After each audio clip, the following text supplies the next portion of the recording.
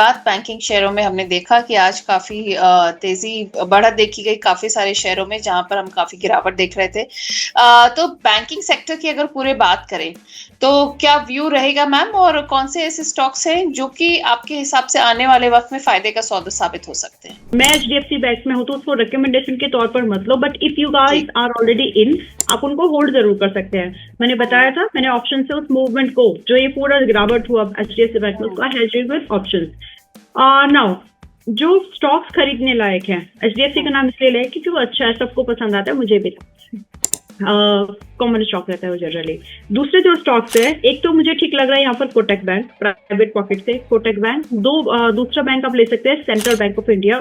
Third bank है PSU which is PNB। तो PNB भी आप, ये 3 ऐसे स्टॉक्स है जो करंट मार्केट सिचुएशन में देखिए बिल्कुल जा सकते हैं जी, इन्वेस्टमेंट के लिए भी। तो करंट लेवल्स पे इन्हें खरीदा जा सकता है? हाँ जी, यस।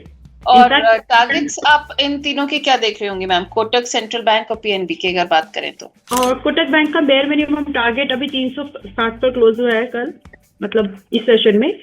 अभी जो अगले टारगेट है 375 आराम से, और फिर 410 कोटक बैंक के टारगेट है। और स्टॉप लॉस जो है, अच्छी बात यह है इस सिनेरियो में आपको स्टॉप लॉस कंफर्मेशन एंड छोटे स्टॉप लॉस की कंफर्मेशन मिल रही है। तो स्टॉप लॉस यहाँ पर रहेगा 345, जो कि अगर आप देखेंगे तो अभी तक का इस मंथ का लो पॉइंट है। ओके, तो ये हो गई आपकी बैंकिंग सेक्टर की बात। अब पीयूष पराशर जी मैम सवाल लेकर आए हैं हिंदुस्तान कॉपर पर और BEL पर। हिंदुस्तान कॉपर इन्होंने खरीदा है 518 पर और BEL 457 पर। 1 से 3 महीने का व्यू है, आपसे जानना चाह रहे हैं क्या रहेगा? ऑलराइट, तो हिंदुस्तान कॉपर आपकी बैंक अभी करंट प्राइस जो है उससे 15 पॉइंट ही दूर है। So you have not bought something very expensive, kind of ठीक बाइंग है आपकी। आपका स्टॉप लॉस यहाँ पर आपको 440 का 440 का मेंटेन करके 560 और कम से कम 610 के टारगेट आपको चेज करने चाहिए। 3 महीने का समय है आपके पास में, which is more than enough for this. दूसरा आपने पूछा है BEL which is Bharat electronics. इसमें की बाइंग कितने की है एक बार अगर मुझे बताएं? 457। ठीक है, यहाँ पर भी 3 महीने से ज्यादा का समय लेने की कोशिश करिए पहले, एक आइडिया। और दूसरा 460 का पहला टारगेट है, बाकी आपको मिलेगा ये 500 तक भी। स्टॉप लॉस यहाँ पर 405 रुपए का मेंटेन कर लिया तो इनफ। ऑलराइट, आपने बताया हिंद कॉपर में 440 का स्टॉप लॉस और BEL में 405 के स्टॉप लॉस के साथ आपके यहाँ पे बने रह सकते हैं, और टारगेट्स भी आपने डिस्कस कर लिए। LSG यहाँ पर हैं, कह रहे हैं इन्फोसिस के इन्होंने शेयर खरीदे हैं 1365 पर, 1365 पर। कह रहे हैं क्या मेरे को एवरेज करना चाहिए, मैं नवंबर 26 तक होल्ड कर सकता हूँ? आराम से, बिल्कुल, व्हाई नॉट, प्लीज डू, कर सकते हैं। ओके, तो आप इन लेवल्स पर होल्ड कर सकते हैं। अब शादाब जी यहाँ पर सवाल लेकर आए हैं, कह रहे हैं मैम GRSE और नेटवेब किस में एंट्री कर सकते हैं? मेरे ख्याल से रिपीटेटिव सवाल है इनका ये। नेटवेब में 3225 पर है, करंट प्राइस पर एंट्री करके 3000 कैपिटल मेंटेन करना होगा, और 3500 अप टू 4000 टारगेट पॉसिबल है। स्टॉप लॉस बहुत छोटा है, तो Netweb is more convenient and comfortable according to you. Okay, ma'am के हिसाब से नेटवर्क मोर कन्वीनियंट और कंफर्टेबल रहेगा। महेंद्र सिंह नेगी जी हैं यहाँ पर सवाल लेकर आए हैं, कह रहे हैं मैम गेल 167 पर मैंने लिया हुआ है, एवरेज कब करना सही रहेगा? आज भी कहीं पर आया था डिस्कशन में, this is the price where you should think of addition, कर सकते हैं यहाँ पर। और रही बात स्टॉप लॉस, तो या तो एक स्विंग के हिसाब से देख रहे हैं तो आप स्टॉप लॉस मैनेज कर लीजिए 130 का, बट रादर आप कोशिश करिए कि आपको होल्ड कर जाए। होल्ड करने से आपको इसमें कम से कम 160 190 के टारगेट, 185 के टारगेट है जो आपको गेल में दिख जाएंगे। और रही बात एवरेज, 140 के आसपास का एवरेजिंग बनता है, 1-2 point plus minus is absolutely okay, जहां पर आप टारगेट थोड़े बड़े देख रहे हो। ऑलराइट, तो आप कह रहे हैं यहाँ पर ये आपको व्यू रखना चाहिए। अब अजय रस्तोगी जी HPCL पर राय मांग रहे हैं मैम, 434 की इनकी बाइंग है, कह रहे हैं क्या करना चाहिए इन्हें? 434 की बाइंग है, ज्यादा महंगी नहीं है, नजदीक की बाइंग है, होल्ड करिए। और आपके लिए सलाह है, मान लेंगे तो अच्छी बात है, 305 का SL रखना, और जो टारगेट है 365 एंड 430 के, ये दो टारगेट को आराम से आप होल्ड करके चलिए। आपका रिस्क बहुत ही छोटा है इन दो टारगेट्स के लिए, तो लेने लायक है और होल्ड करने लायक भी है। हालांकि अभी 328 पर है, तो 6 पॉइंट दूर है, आप ज्यादा दूर है नहीं, और मतलब 1.5% अवे है आपकी बाइंग से प्राइस। होल्ड करिए।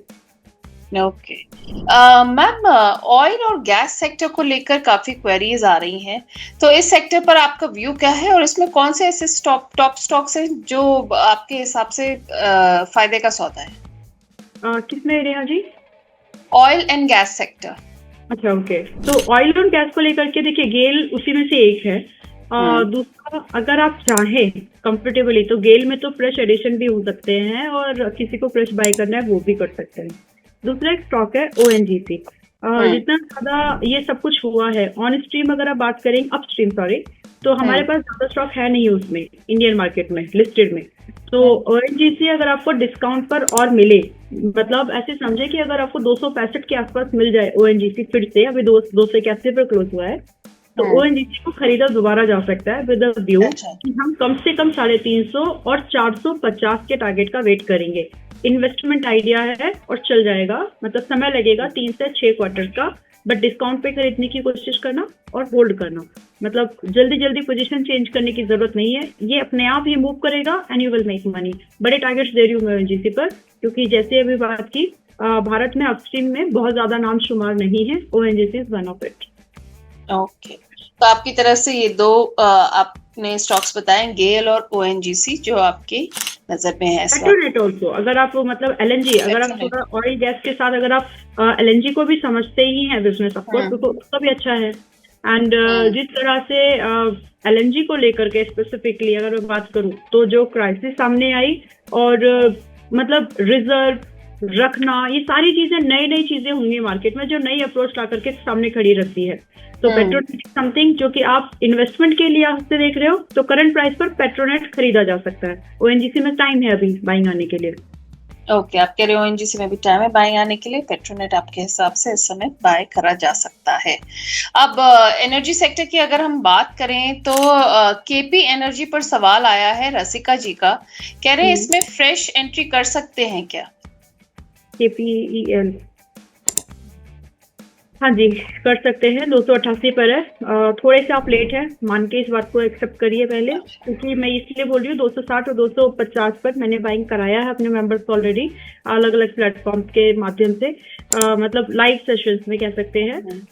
दूसरा, रही बात अभी 288 पर है, तो कल के मार्केट में आप इसको यूं समझे कि 280 से 290 की रेंज में बाय लेकर हम यहाँ कम से कम 330 एंड दूसरा टारगेट बड़ा रहेगा, होल्ड करेंगे तो पैसा बनेगा। देखिए ठीक ठाक 400 का दूसरा टारगेट है, आप उसके लिए उसको चेस कर सकते हैं।